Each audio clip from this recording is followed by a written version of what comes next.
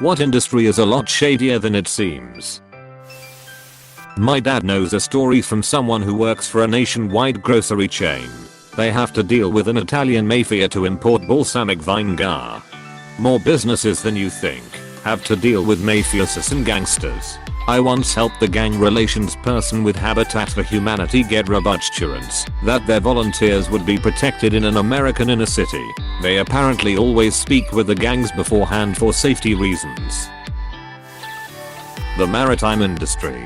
Most of the big companies do things by the book and treat crews well because they're afraid of lawsuits and unions. But many smaller mom and pop companies break laws and violate safety regulations with reckless abandon because they're not as visible and can stay under the radar, so to speak.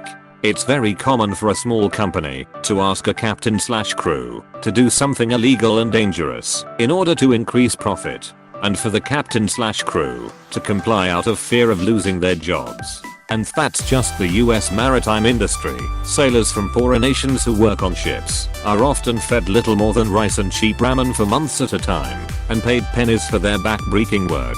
I love running tugs for a living, but the industry as a whole is rife with shady business.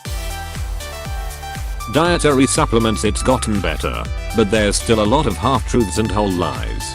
Not all that long ago it was seriously like the Wild Wild West. And doing your own research is nearly impossible since the signal to noise ratio of the information is so low. All industries are shadier than they seem. I used to work for a flute manufacturer and it was shady as heck. Gilberts. You have no idea the snow job they put most people through when it comes to buying them. It's far worse than trying to buy a new car from a dealership. Wholesale frames are about $5-20. Wholesale lens blanks are another $10. Any kind of dip coating, of tinting, etc. is negligible cost and effort to apply. Literally pennies. To top it off, they don't even do a whole lot in-house, but send it to labs which are basically sweet shops that can take up to 2 to 3 weeks when labor time is literally under 5 minutes. Instead of training real opticians and technicians, they are just glorified sales staff now. Most of the time they don't even bother with proper measurement for PD, frame width, or arm fitting. Was an optician in the early 90s. I'm horrified at what the business has become. Rating services like Yelp refuse to advertise, and your good reviews magically get rearranged. Hey, look, if you want to do that and be transparent, I get it. But most every business owner knows how scummy this is, and most clients just have no idea. I have a business that isn't something that would usually be looked for on Yelp. They called and I just froze. Luckily I do long-term rentals and was sold out. Explained I wouldn't have an opening for months. They seemed to leave me alone. Yet they have my business on the front page of Google search under the wrong category. Recruitment industry. Some examples. Fake jobs to lure candidates for registration. Piss trainee negotiation tactics of telling a candidate there is a better candidate who wants less, so we recommend less for you to get the job, especially for contractors. Coveting off pitching and telling a candidate they have been sent to a line manager, but in reality they haven't been submitted because 2 others from same recruiter have already been in interviews. If they fail you may get a chance. Lot of coded ways to put on a database info on your age, non-professional related appearance, and ethnicity. Ageism, sexism, racism is rampant in hiring. A lot more dodgy stuff behind the scenes. Source was involved with the industry on a global level for over 15 years before I changed careers.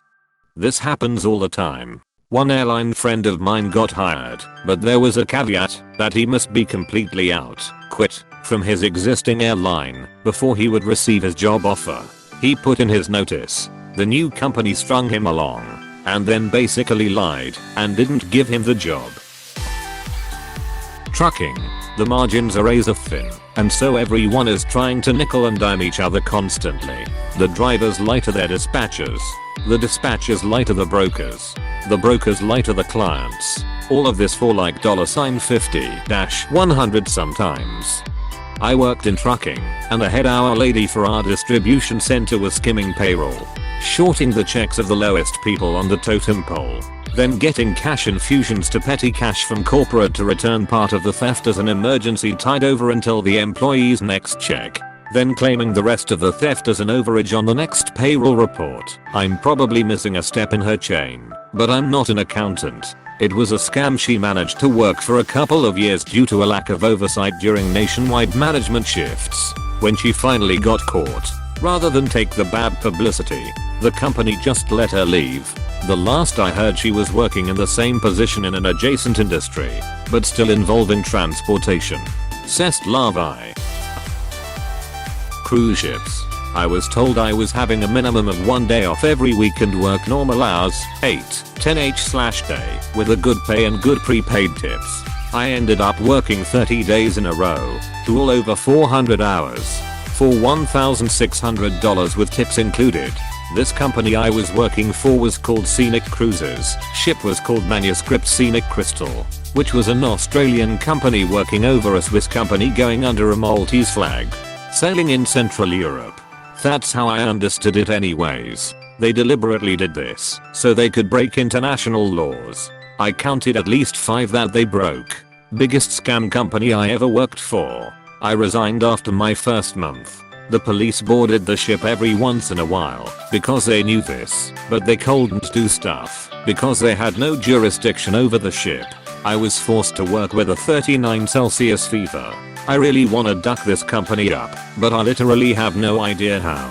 And hiring an international lawyer or whatever is too expensive. Edit. If anyone knows how, please contact me. Pet industry. Basement puppy mills and dogs that are so inbred they can hardly breathe. There are plenty of ethical breeders out there, and some unlicensed breeders are ethical, even if in a legal gray zone. But the conditions of some of the so-called puppy mills can be really bad. Sometimes when breeds are mixed, and the pup gets the recessive genes the breeders weren't looking for, they straight up euthanize it because they know it won't sell. Not to mention how many purebreds are actually not pure at all and sold as is. Shady. Avocado farms. Most of the farms in Central America are taken over by the cartel because of how much money is in selling avocados. I'm surprised there aren't more in the US. CBD. Lot of predatory companies making subpar products with questionable raw materials and then marking it way the duck up and selling it as a miracle cure to vulnerable and ill-educated consumers. Usually have a high-power legal team on deck, but pay their workers stuff and no benefits. Edit. Because so many people are asking. While I used to be in sales in the industry and have my own opinions about what's good out there, it's a woefully short list. You'll probably have your best luck checking out the top recommendations at r/CBD.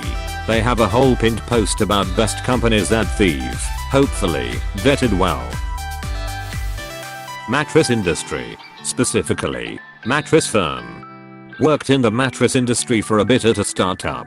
Basically 90% bull stuff. And the worst part? We had a real doctor serve an advisory role for our products. He debunked a lot of nonsense claims about mattresses like your pillow is 50% of your spinal support that the salespeople use to sell you accessories. The salespeople would argue with him like they knew better. Kool-Aid is strong there.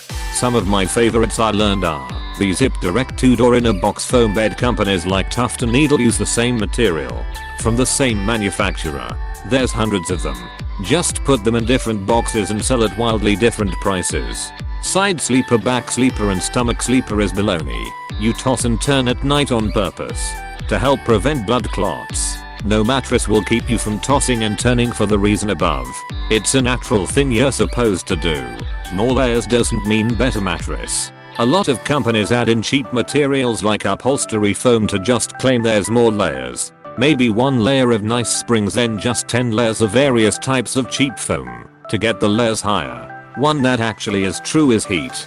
If you frequently are hot at night, foam mattress is not good for you. It's an insulator and will trap your heat on your body. In general, air and spring are better beds because of heat. Your body needs to dump temperature at night to get into a full, deep sleep. If it's too hot, you won't sleep well. What industry isn't? Light bulb industry. No shade there. Advertising. We don't really give a duck if it works. We already got your money. Jewelry / gems / diamonds is pretty dark. I've seen that movie. Eyewear. Luxottica owns a large majority of eyewear and holds a virtual monopoly on the market. They control all prices and will crush competition. The only reason eyeglass and sunglass are so expensive is because of price gouging. Sunglass industry.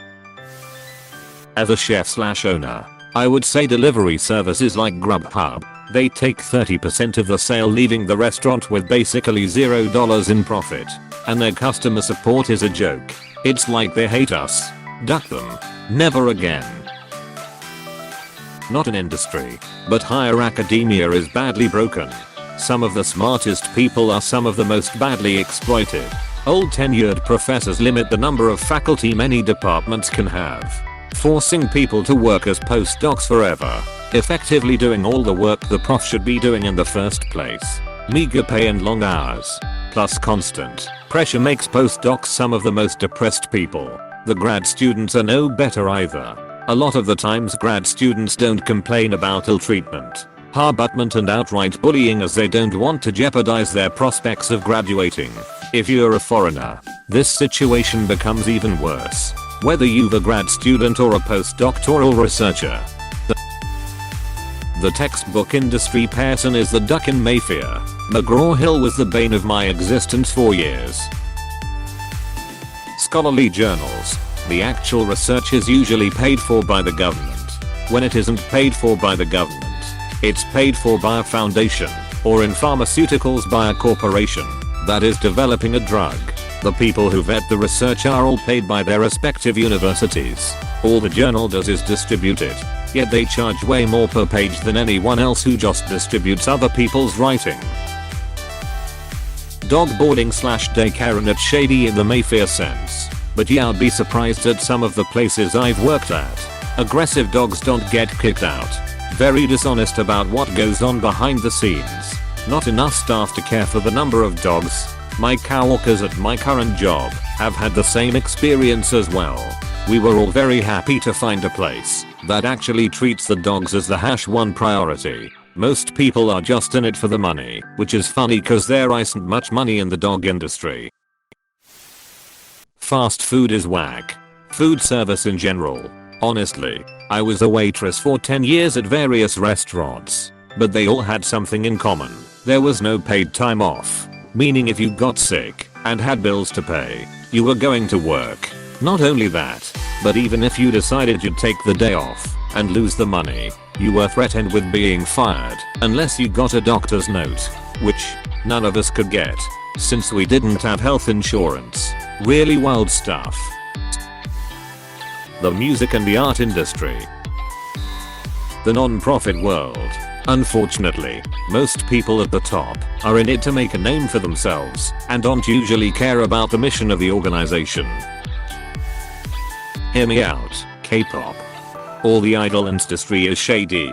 I've seen some interviews on retired idols, and they have a lot to say about how the industry works. One of them even mentioned that they would split the profit 70/30. But when it came to pay, they divide the expenses 50/50.